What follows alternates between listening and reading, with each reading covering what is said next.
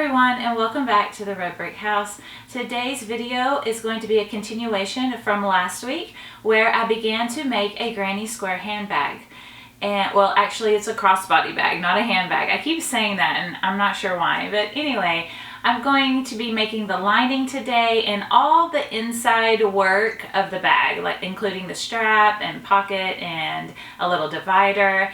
And so today I'm going to show you how I'm going to put all that together and connect it to the crocheted work into a complete bag. So I hope you enjoy it, and let's get started. Okay, so this is my lining I have cut out for my purse, but I also want a divider in the middle of my bag so I can put my phone on one side and my keys on the other, and so then they're not rubbing together.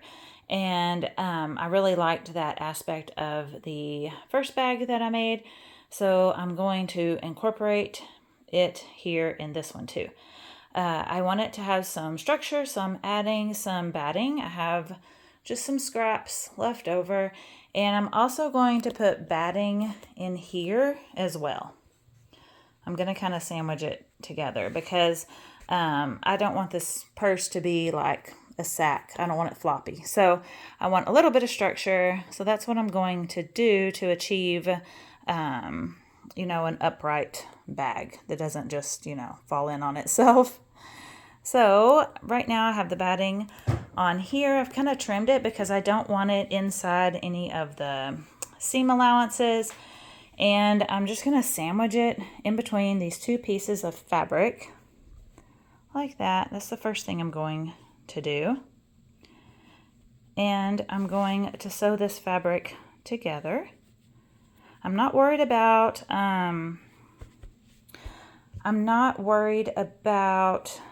the edges here. These edges can be raw because they're going to be sewn into the side of the lining, into the side of the purse. But I will want to do something with this raw edge here and with this one. So I think what I might do is go ahead and fold it over before I sew it closed, fold that in, iron it down so that I have a nice edge there and on the bottom. And like I said, I'm not worried about these because they're just going to get sewn in to the lining. Okay, so this is my little divider, and I have stitched it at the top and at the bottom. And what I want to do is, I did this on the other bag and I really liked it. Across here, about an inch down, I want to do one of these decorative stitches. And I think I want to do this one right here, this number 59. I think that's really, really cute. So I have changed out my presser foot and I am ready to start stitching that. So I'm trying to decide where I want it. Maybe on number 2 here.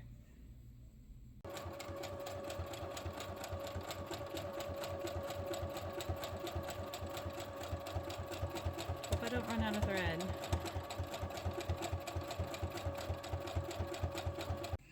Look at that. It's so pretty. It's bigger than I thought it was going to be. Oh, I think it's so cute.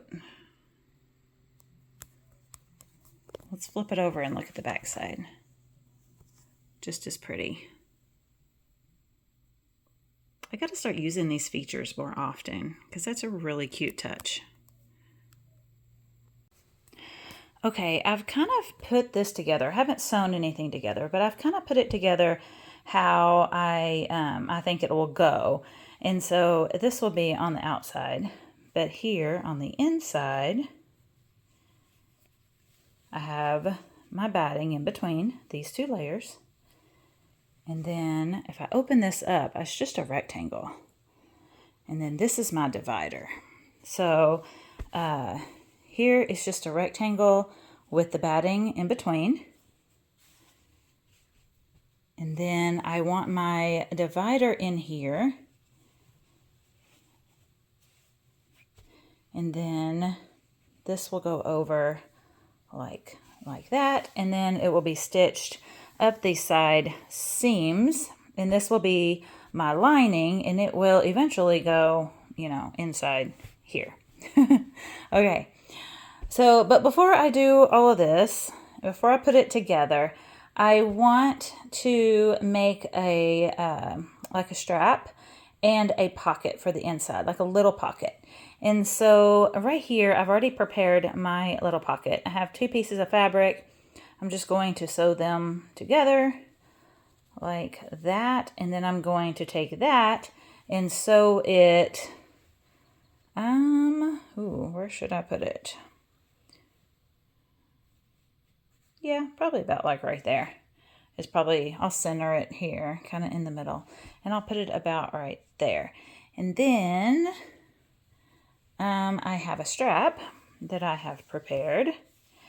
And I just measured around my shoulder and around, I like crossbody bags. So I measured from, you know, one shoulder to my other hip and around. It was about 56 inches, and that is generous because I like to cut extra just in case I want it to be longer, so I can always cut some off.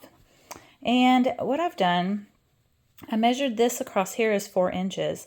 I folded it in kind of like a bias tape, really. Folded it in about a 1/2 inch on each side, and then I folded it over, ironed it down. So I'm going to stitch down this side, and then I'm going to stitch down this side. And of course, I'll stitch on the ends as well. I've just folded them under, but like I said, I might end up cutting some off and re-hemming it. But anyway, for now, that's what I'm going to do. I like to sew my straps into my bag, at least one strap.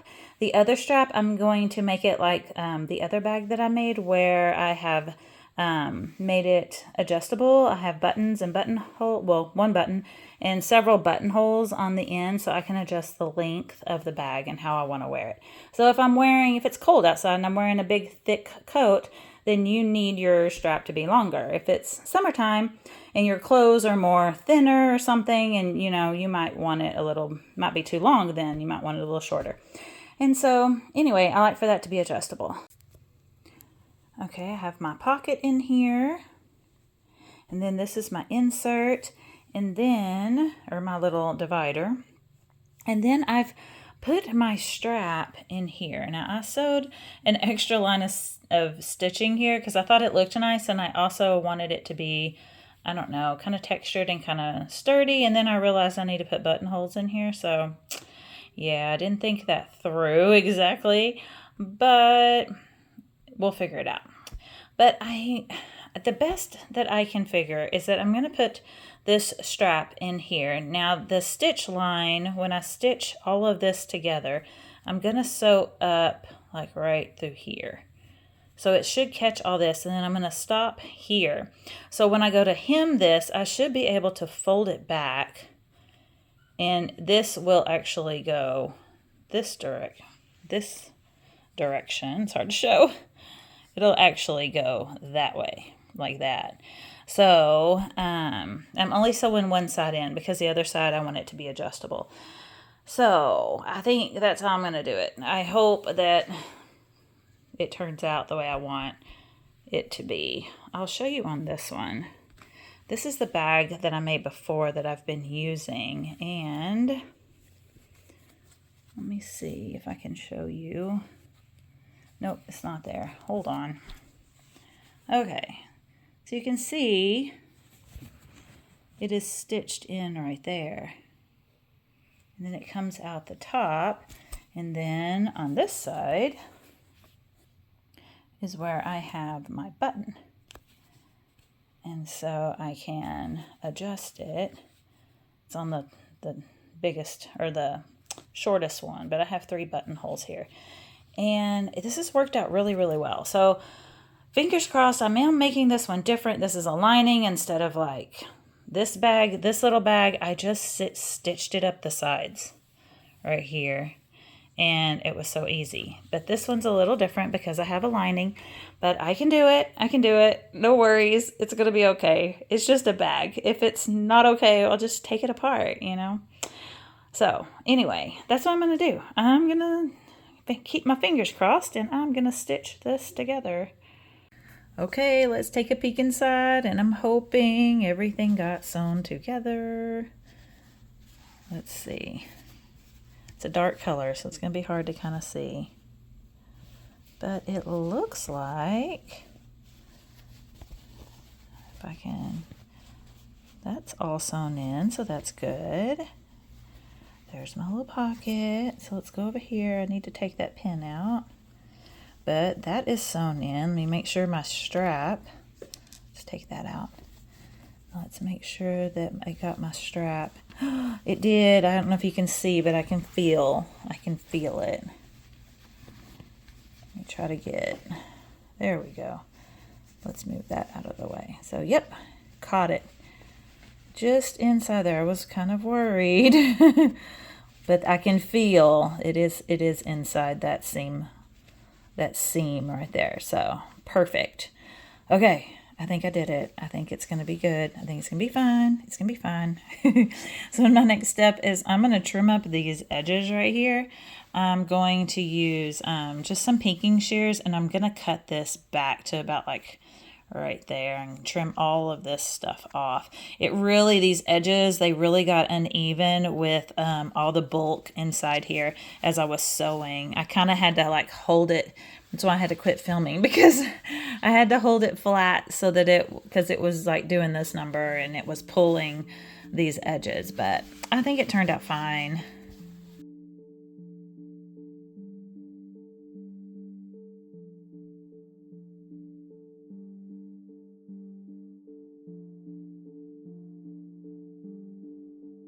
I finished off this bag by hand stitching the top of the bag after ironing in a hem and pinning it in place.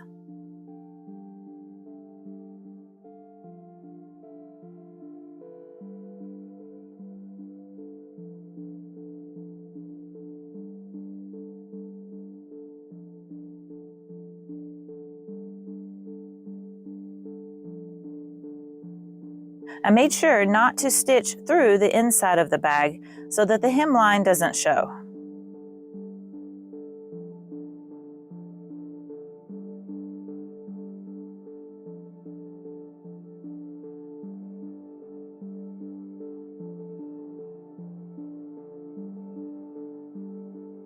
Next, I put in the snap along with the button and the buttonholes.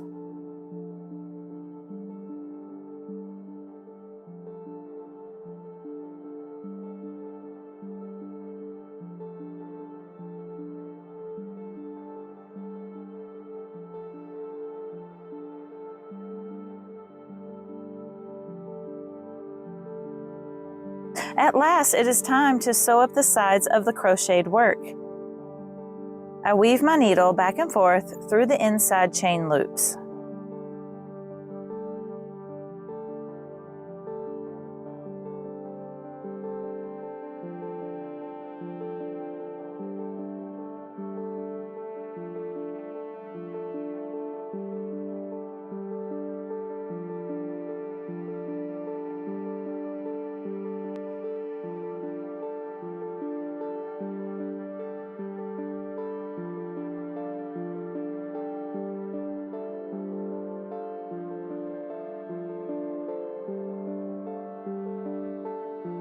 Now, let's put the bag together.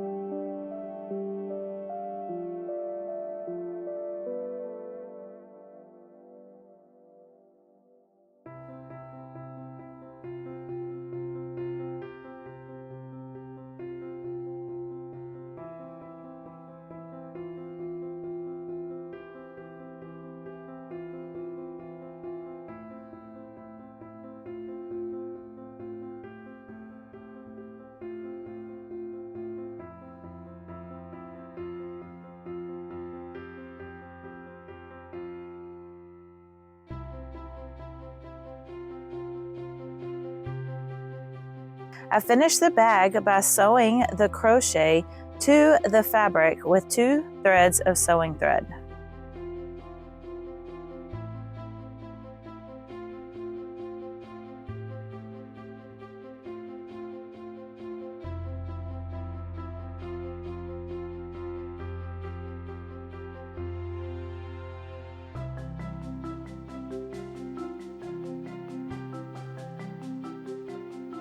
I am really happy with it and I can't wait to start using it. What projects have you used granny squares for? I would love to know.